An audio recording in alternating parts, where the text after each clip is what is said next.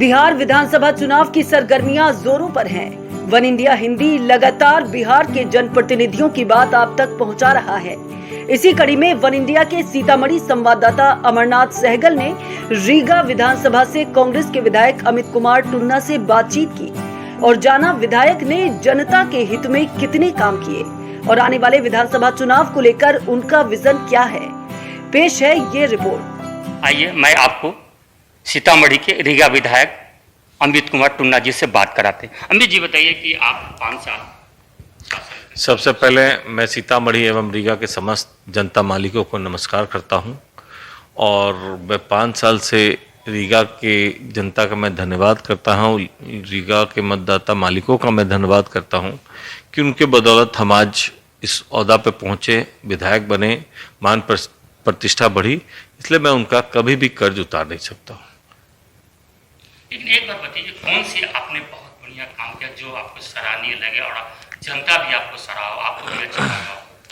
देखिए, सबसे पहले तो एक दो गांव है जो आज़ादी के बाद आज तक उस पे पुल नहीं था। लोग नाव से बरसात में, माने चचरी का पुल बना हुआ, उससे आते जाते थे और ज़्यादा बरसात बाढ़ होता था तो नाव से आते जाते थे। एक मधु छपरा है जमुआ पंचायत में, एक नरहा में है डाक टोला सुप्पी ब्लॉक का, दोनों में पुल सेंक्शन कराएं, जो कि एक मधु छपरा का पुल कंप्लीट होने पे है और डाब टोला का पुल टेंडर प्रोसेस में है, 2-4 दिन में फाइनलाइज होगा। ये अपने आप में संतुष्टि होती है कि आज़ादी के बाद आज तक जहाँ लोग चचरी के पुल से जाते थे, नाव से आते जाते थे, वहाँ गाड़ी नहीं जाती थी। शादी ब्याह में लोग मोटरसाइकिल से दूल्हा को ले जाते थे। हर ये बीमार होता था, हमने देखा था पिछले साल जब बहुत भयावह स्थिति थी बाढ़ की, उसमें एक डिलीवरी पेशेंट थी, उसको बेचारा केला के थंब पे बना के ले गया और जो बच्ची जन्म ली उसको तसली में लेके आए। उस दिन हमको लगा कि लोगों ने मुझे जिताया है। ये बहुत ही दर्दनाक स्थिति है कि लोग इस तरह से चले, तो मैं ठान लिया, हमने उसी समय से हम लोग लगे रहे। मैं धन्यवाद करता हूँ आरईओ के सचिव, प्रधान सचिव थे विनय जी का, जिन्होंने हमारे प्रयास से उस पुल को सैंक्शन किया, दोनों पुल को, और वो दोनों पुल बनने जा रहा है। कोरोना काल में आप लोगों की किस तरह से मदद की?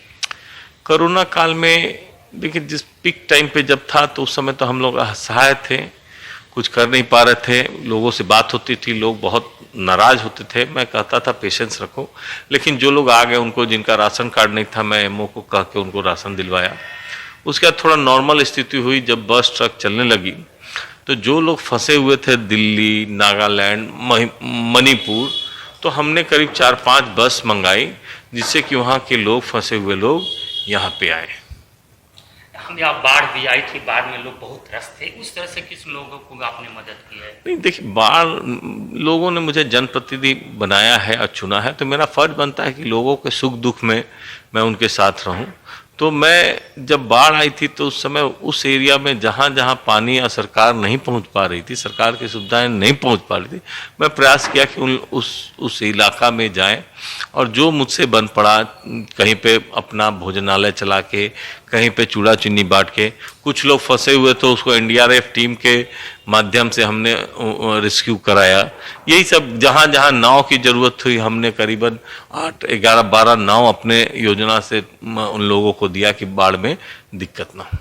तो अपने काम से आप संतुष्ट है कि आपने जनता देखिए, के सवालों पर खरे उतरे? नहीं, कुछ काम देखिए संतुष्ट 100% कोई नहीं होता। अभी भी मुझे कुछ त्रुटियां लगती है जो हम प्रयास किया नहीं हो पाए। जैसे एजुकेशन का सिस्टम बहुत अच्छा नहीं हो पाया हमारे यहाँ अभी भी, क्योंकि पूरा सरकार ही फेल है। लेकिन मैं रीगा में जैसे स्टेडियम, मेरी बहुत इच्छा थी कि एक स्टेडियम में इंटर कॉलेज हो जाए, लेकिन इसमें भी मैं प्रयास किया। तो रीगा फील्ड में केस चल रहा है सुप्रीम कोर्ट में, जिसका डिसीजन नहीं हो पाया, इसलिए नहीं बना। तो हम लोगों ने स्टेडियम उसको ले जाके रीगा में ही एक रेवासी पंचायत है, वहाँ बना। दूसरा, बच्चियों के लिए कॉलेज नहीं हो पाया, इसकी मेरी बहुत ही अंदर से खटकता है।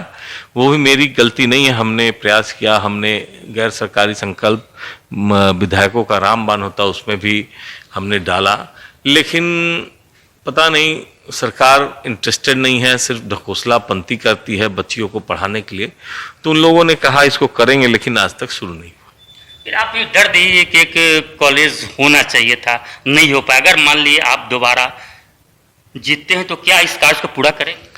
मैं अगर दोबारा आऊंगा, जो भी बचा हुआ कार्य है मैं 100% विश्वास दिलाओ करूंगा ही। और मैं प्रयास किया हूं, हमको लगता है कि हमारे क्षेत्र में 99% रोड सैंक्शन ऑलमोस्ट हो चुका है। देखिए, बहुत सी परेशानियां आती है, सरकार हमारी नहीं है, बहुत से लोग हैं जो हमारे विपक्ष में हमारा रोड टूटा हुआ दिखाते हैं, उन लोग को नॉलेज की कमी है। और मैं चाहूँगा कि विपक्ष में जो लोग भी हैं, जो भी उनके वर्कर हैं, थोड़ा नॉलेज गेन करें और जाएं ऑफिस में। इवन हम लोग वहाँ क्या क्लर्क है, कौन डीलिंग असिस्टेंट है तक को जानते हैं, और मैक्सिमम रोड पास हो चुका है। लेट हुआ क्योंकि बहुत सी स्टार्टिंग में हम लोग जीते तो बहुत नॉलेज की कमी होती है, तो साल 2 साल सीखने में लग गया। जब तक नॉलेज आया तो मैक्सिमम आपको बता दें कि मेरे रीगा विधानसभा में माने मेजर कोई रोड रीगा सुपी ब्लॉक में अब नहीं बचा है जिसको बनवाने की जरूरत है। इवन बरगिनिया में भी ऑलमोस्ट सब सैंक्शन हो चुका है।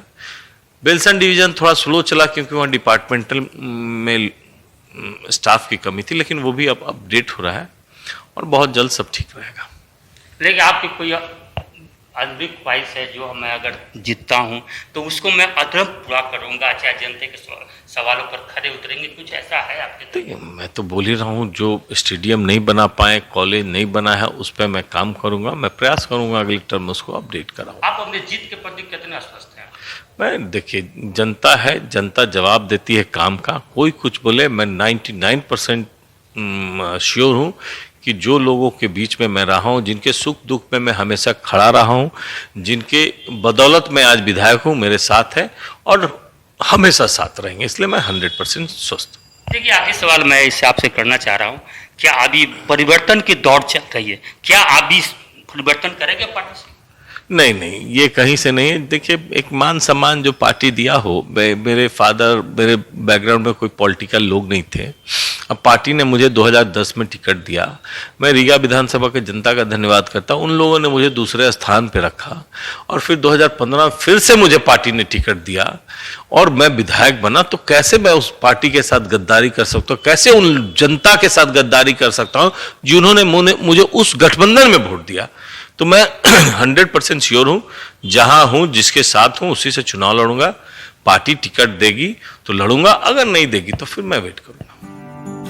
विधायक अमित कुमार टुन्ना साल 2015 में कांग्रेस के टिकट पर चुनाव जीते थे। क्षेत्र में अच्छी छवि होने और कई विकास कार्य कराए जाने के बाद वे इस बार भी टिकट के प्रबल दावेदार हैं। वन इंडिया से खास बातचीत के दौरान उन्होंने कहा कि पिछले 5 सालों के कामकाज में जो एक कसक रह गई है वो है लड़कियों के लिए महिला कॉलेज खोलने की और दूसरी वासी गांव में पुल बनाने की।